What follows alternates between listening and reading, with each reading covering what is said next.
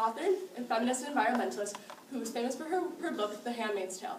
She wrote The Handmaid's Tale as a response to the women's liberation of the 70s and 80s, and as an omen to governments of what could occur if women are not given equal rights. Though she takes the viewpoint of women, she intended to paint the picture of what it means to be an oppressed individual, and she did so through compelling research. Obviously, she researched the women's liberation movement and disenfranchisement of women throughout the centuries. She even looked at how landowners in the South made for certain that their slaves felt dehumanized. She even journeyed to Auschwitz, the major concentration camp during the Holocaust, where terrible atrocities were committed against humanity. And she even took inspiration from 1984 by George Orwell, as it portrays a government that manipulates language to control its people and therefore oppress them. My name is Isabella Met, and for my AP Literature paper, I analyzed and read The Handmaid's Tale, and my paper was entitled The Feminist Tale. In summary, The Handmaid's Tale is about the U.S. in the far future, now known as the Republic of Gilead. And the Republic of Gilead is having issues with increasing its population. So it takes all the fertile women, who are now known as handmaids, and they now must bear the children of the commanders and the wives. However,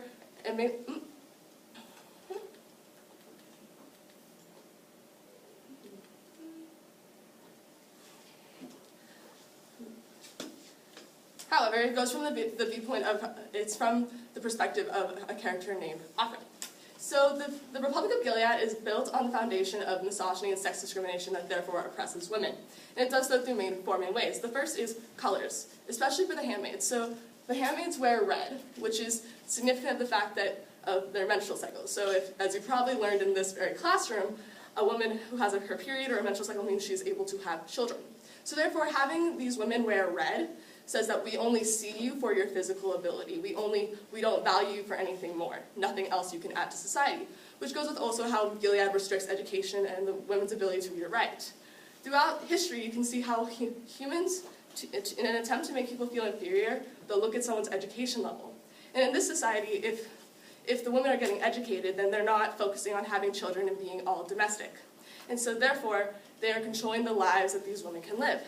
Now, the last two aspects of misogyny and sex-based discrimination come in two components that go hand in hand.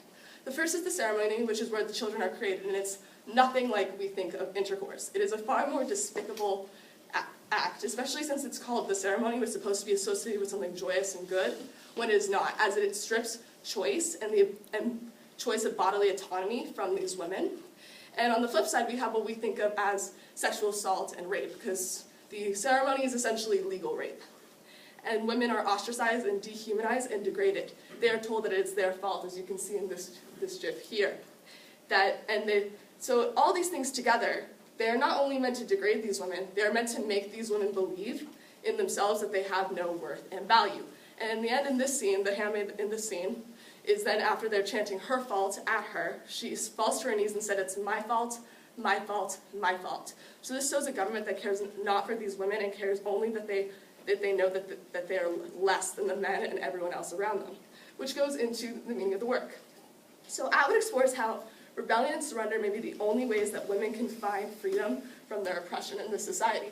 And for her character, Offred, that is through finding individuality and her sense of self, to find her humanity. And it can also be seen as a meaning of the work that oppressed individuals have to work much harder to find their freedom, whether that's mental or actually physically escaping something, which is exactly what I discovered through my senior project. So for a week in October, I shadowed a circuit court judge in the Jackson County courts. My mentor was Judge Kelly Ravasapur, who mainly works in dependency, juvenile, and dependency court. And so every morning, I also went and saw the courtrooms of Judge Laura Cromwell in criminal arraignments and Judge Tim Barnack with probation violations. So every morning I would go to the courthouse, spend 2 to 4 hours watching sentencings, trials, less so, and hearings.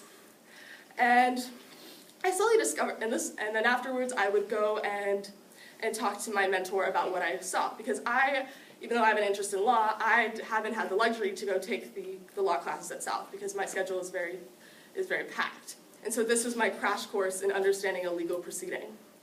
And I feel that I got that. The only difficulties I found with my project were scheduling, as I'm a very busy person. I'm part of orchestra, I'm very academically driven, and also And also my mentor, Judge Ravasapur, wanted to make sure that I was getting the most out of my experience in a bigger amount of time. So that's only why we could do it for a week. And the other thing is, it was rather difficult subject matter to witness because she works in dependency and juvenile and drug treatment court, where we're dealing with kids who have been neglected or have parents who have done drugs or have just seen unfathomable abuses that no child should ever have to experience so early in life, because there was a child who was experiencing abuse as early as 1 year old. And also how to handle that with maturity and how to handle these things and take it with perspective as well.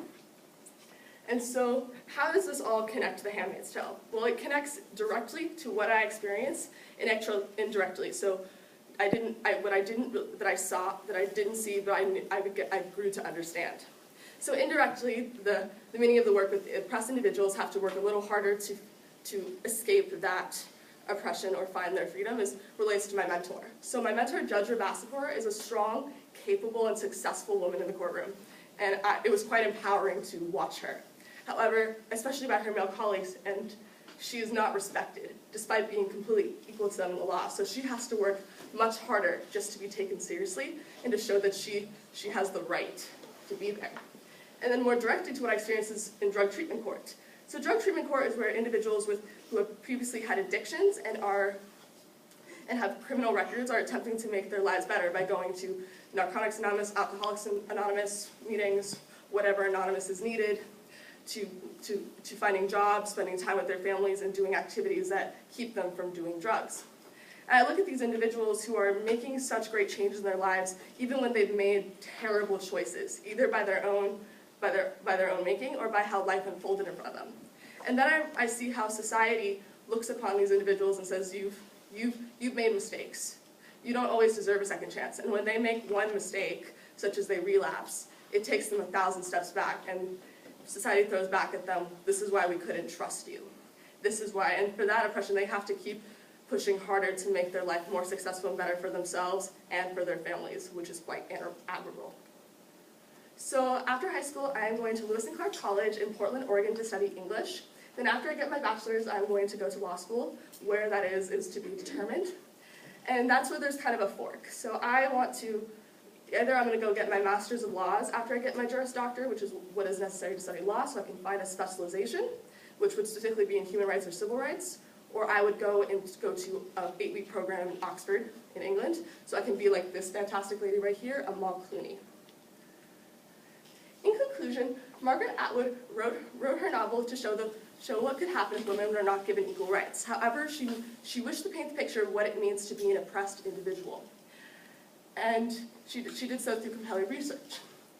And as a human rights lawyer or a civil rights lawyer, I hope I can make sure that this world is a less oppressive place for individuals who feel that they have no voice, and I can defend others, whether that be victims of police brutality or protecting a woman's choice to bodily autonomy. Because Gilead should never become a reality for anybody. Thank you. Any questions?